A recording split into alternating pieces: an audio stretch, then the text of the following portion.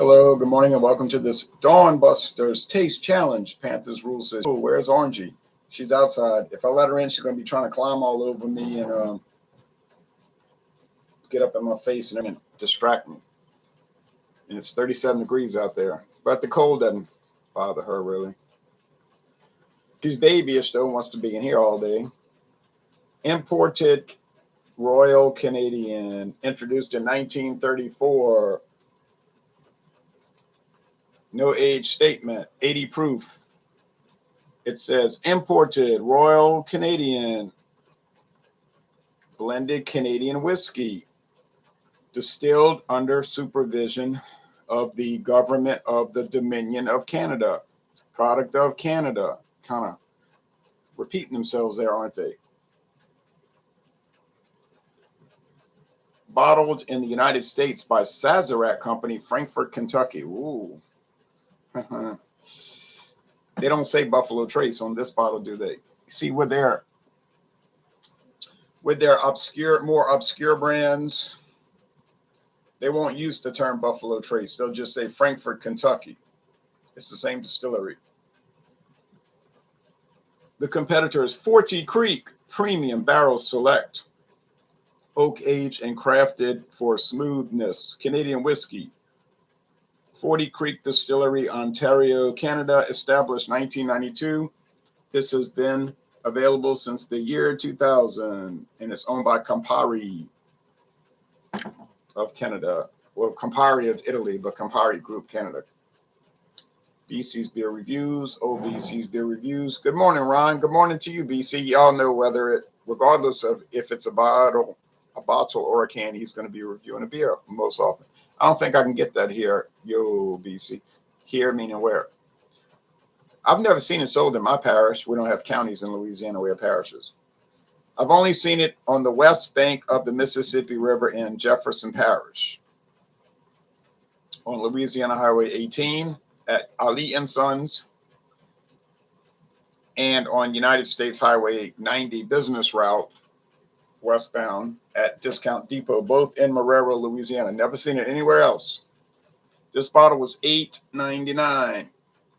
And you can tell it's a Sazerac bottle because it got that lip at the bottom.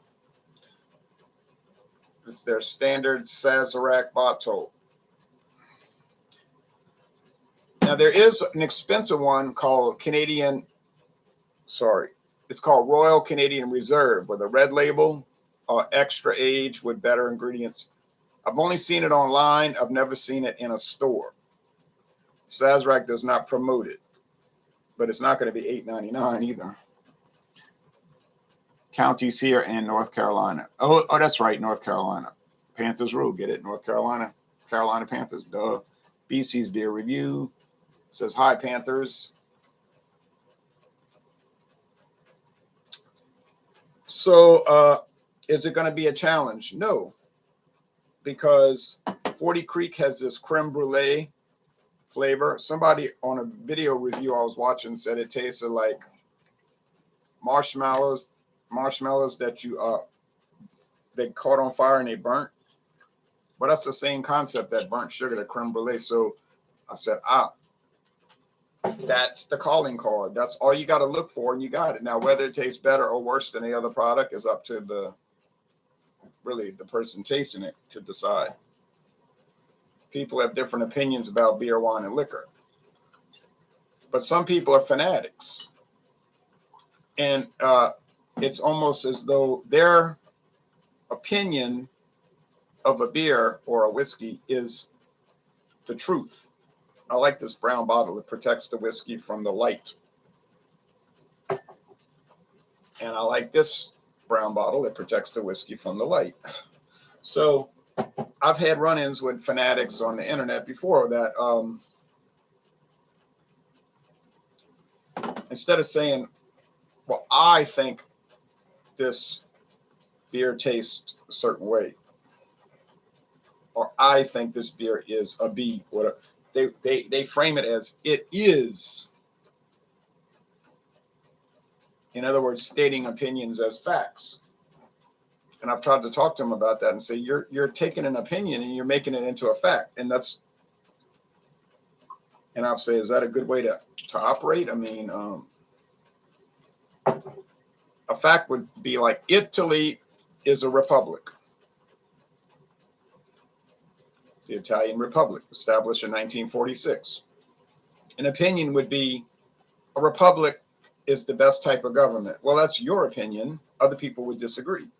Okay, so, and you run into that actually quite often on social media, especially with those that don't use their real name or they hide behind aliases and they got all kind of stuff to say.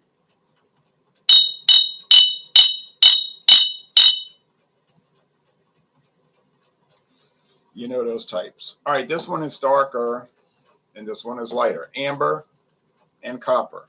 So I gotta be careful. I'm gonna try and get my hands on that Canadian Club from yesterday. Oh, the 12-year. It's pretty common. It's pretty common. Pretty common, not totally common. I always say my opinion.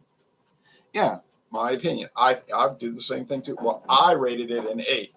Like somebody was reviewing a beer, and I put comments. I rated that an A, most excellent.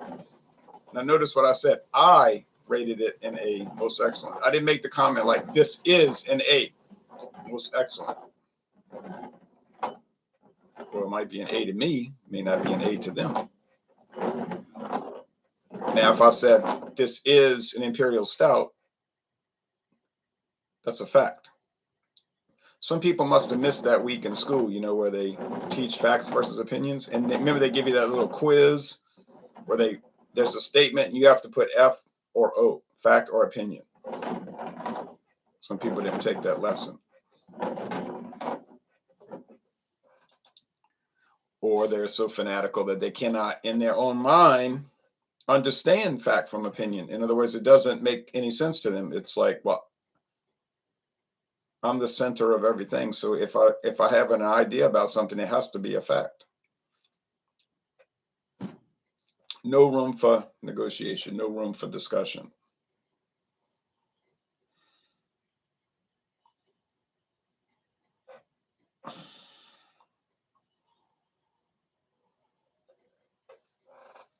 Joe Biden's interest. Good morning, sir. Good morning to you. Same thing with, like I say, volatile people.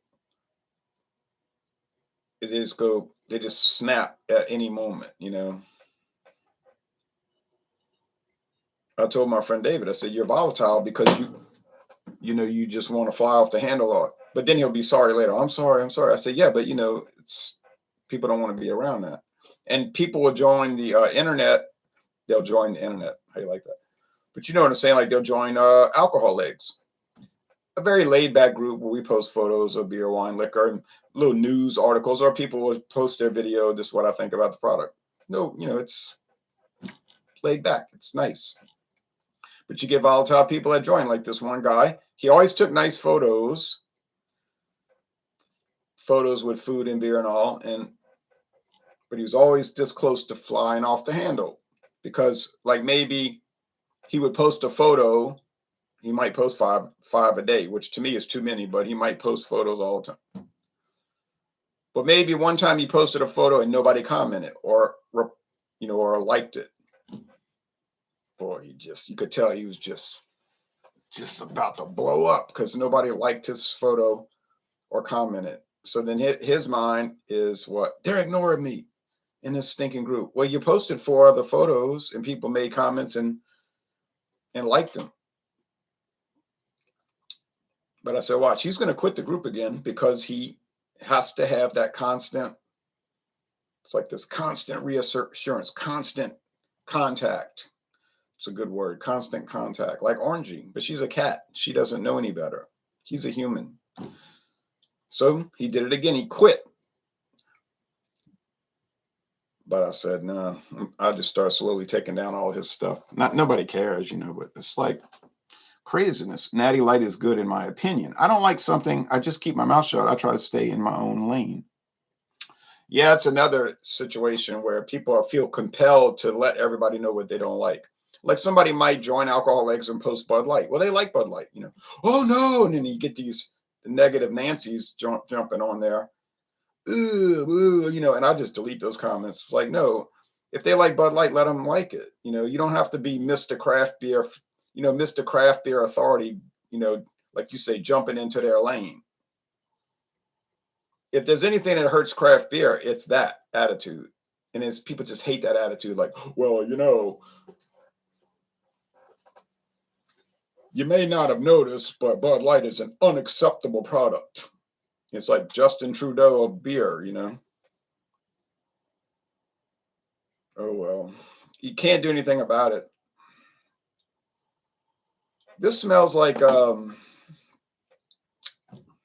sugar, like slightly caramel, sugar, and wood. Okay, that's what it smells like. This smells like that, but much less of it, and that's why I think this is the Royal Canadian. You know why? Because it's so bland in the nose and the flavor. It's not a bad flavor. It's very wood, not charred oak, just like wood. When my daughter first tried it, she said, "Ugh." The video's still posted. But she wasn't used to Canadian whiskey at all. And then as she sipped on it, she started saying, "Oh yeah, this is not bad." It was just so different than bourbon that she was used to drinking, and it just caught her off guard. But then she kind of liked it after. I mean, I'm not saying she would go buy any, but she didn't hate it later. So let's go with the taste.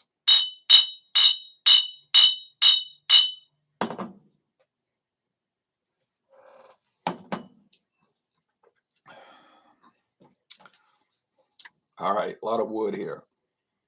Maybe if you want to say a lot of bite also. People who have a hard time controlling their emotions are usually immature. Our society is the end result of the pursuit of eternal adolescence. Nobody grows up anymore. That I used to have a worse temper and fly off the handle more than now? Yeah, because I was young and immature. I was younger. When you're younger, you act your age, so to speak. When I was 23, I acted much more immature than when I was 33 or 43 or 53. And now I can let things go a lot more than I used to. I just say, oh, well, because you learn. Hopefully you learn, but some people don't. Now, my friend that I was talking about, he said, I'm trying to, do better. Like maybe he didn't think about it as much, or he wanted to change, or he's trying to improve. But you're right. I agree, Joe Biden denture. Some people just are like stuck in a stasis, like there's no advancement, there's no improvement. I don't mind Bud Light. It's not a bad product, but I usually don't drink it either. Yeah, and same here. I don't buy it. I don't drink it. But I don't have this compulsion to attack people that do drink it. If somebody posts Bud Light on Alcoholics, I don't feel compelled to run over there and say, oh no, let me tell you why. I'm going to talk to you about Bud Light. Let me tell you, I'm going to try to help you learn about what good beer is. You don't realize you hate it. That self-important attitude is so horrendous. And it's just kind of like why politics is this way now, because you got sanctimonious people in politics, and they're going to tell you all about politics, and they're so arrogant and sanctimonious and self-important, but they don't know anything about politics. And I'll talk to them on the internet or in person. I'll say, well, what led you to that conclusion? Or I'll say something like, I find your argument unconvincing. You're just trying to talk to them and talk them off that ledge. It's like, wait a minute, you need to calm down. It's like there's more to this than what you saw on a after school special or on MTV. There's more to this. And then they'll, and like they'll just block you. I'll block you. I'll show you how.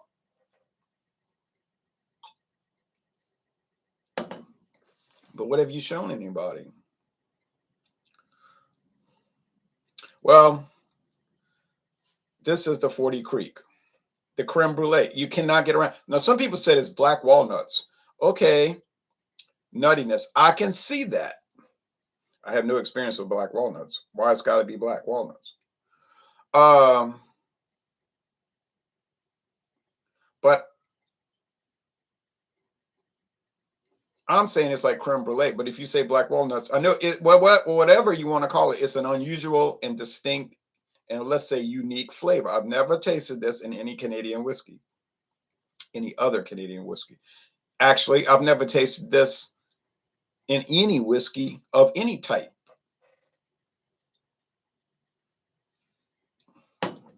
Do I like it? Yes, I like it. It even has marshmallow flavor too, though, and it has that.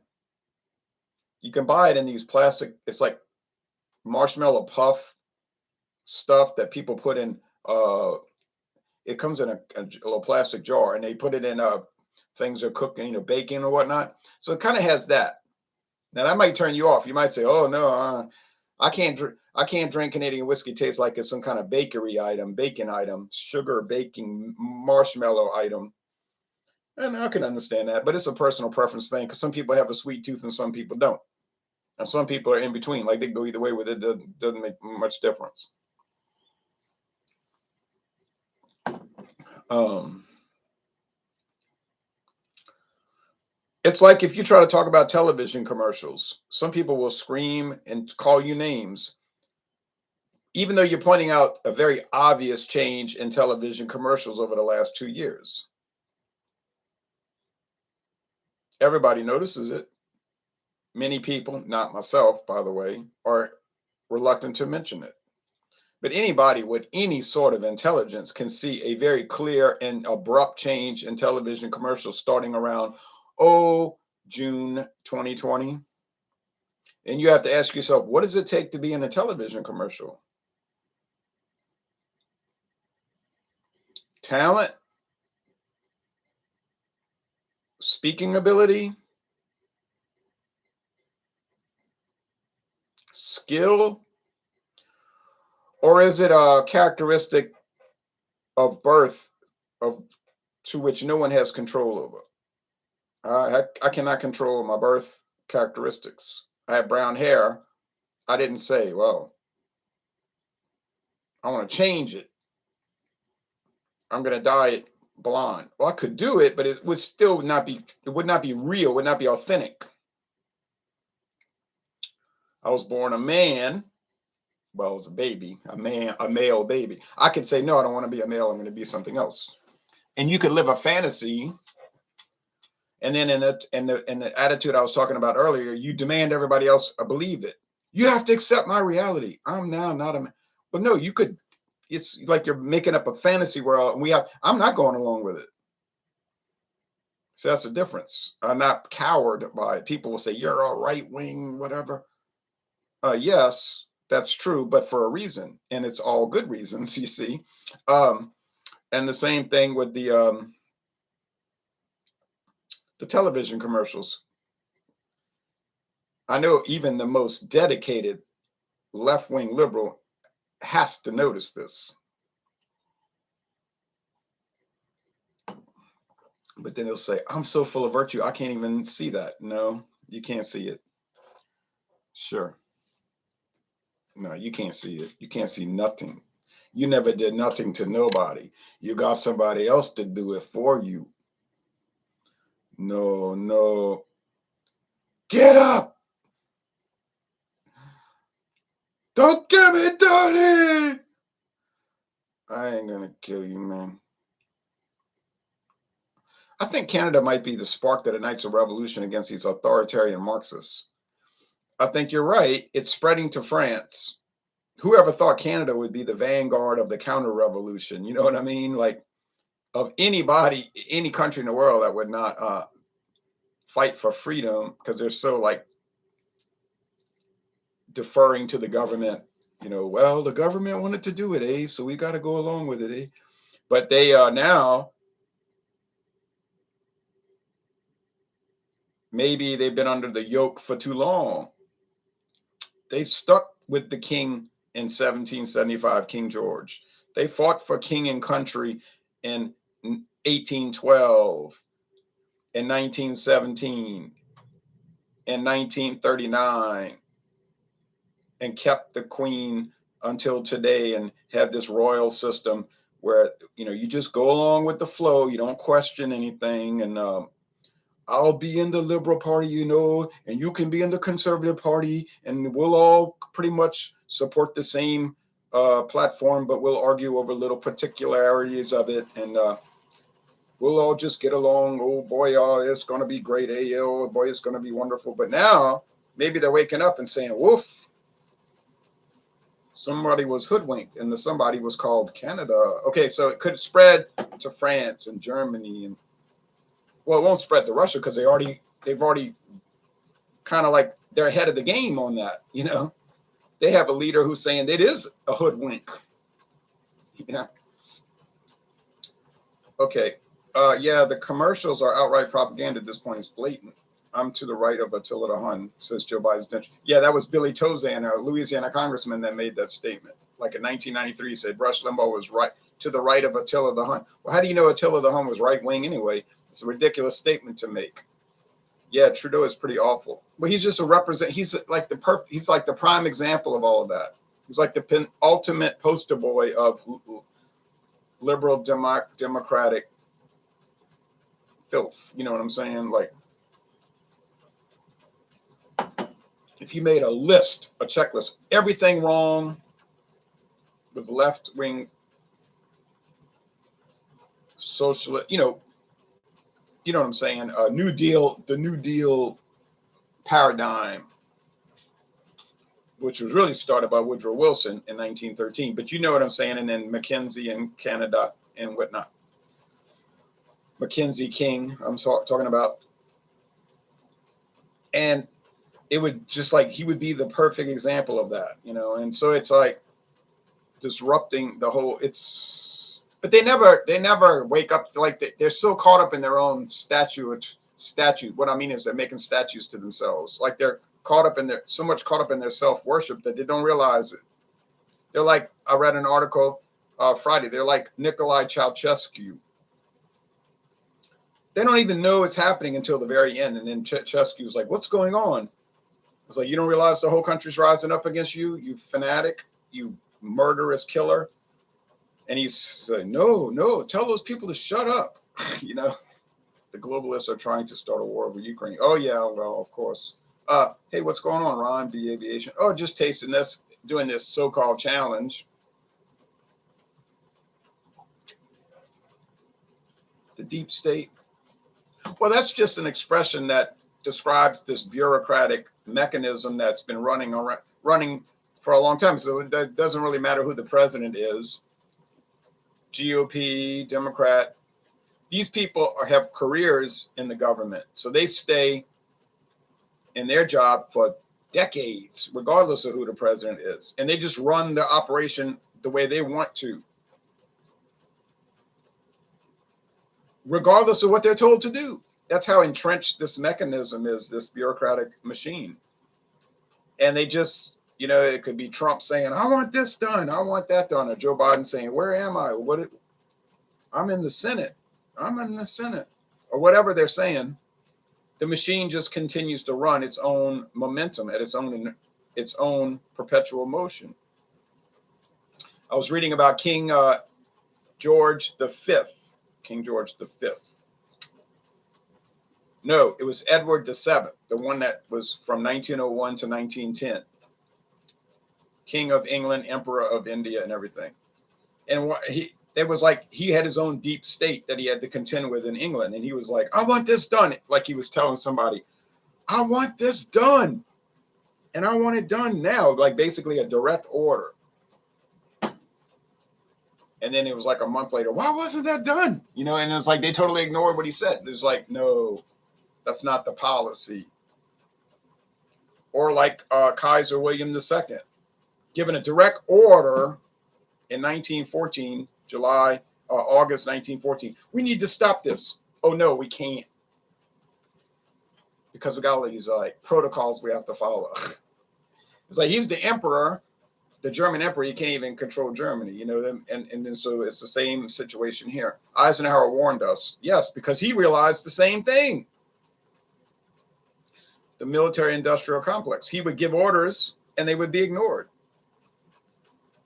And he was like, what am I doing in this job? You know, I'll just go play golf. Or, you know, he's having heart attacks and heart problems. But he warned, he said, in 1961, his last speech, he said, watch out, because the country is not run by us, the president. It's run by some other people. And they don't have your best interest at heart. All right. So, but these two whiskeys, Royal Canadian, it's fine. I mean, it's nothing to get excited about. If I saw it for $8.99, I'd buy it again. $9.99, I'd think about it. $10.99, I wouldn't buy it. You know, it's pretty bland. I saw a photo of Ozzy Osbourne holding up a big blow up, like a, you know, a inflatable Royal Canadian bottle at a concert, like in 1976. So it probably was more prominent back then. Still around. It's one of these relics of decades ago that still exists, but you know, it's got no cachet, no traction. 40 Creek, it's a winner. I would pay $19.99. I'd pay $21.99. I wouldn't go higher than that. But I only paid $9. Haha, I got it for $9 at Walmart. $9 on clearance at Walmart plus tax. $9 plus tax. They wanted to get rid of the 750s and just sell the handles. So they threw it out there for $9. You know I bought it. What a deal. What a deal. What a deal. What a deal. So but in the normal sense, it's twice the price. It costs twice the amount of Royal Canadian. Now, is it twice as good? I wouldn't go that far. Is it better? It's better. 40 Creek is a better product. It's more modern, you know. The Royal Canadian is more old style and that. But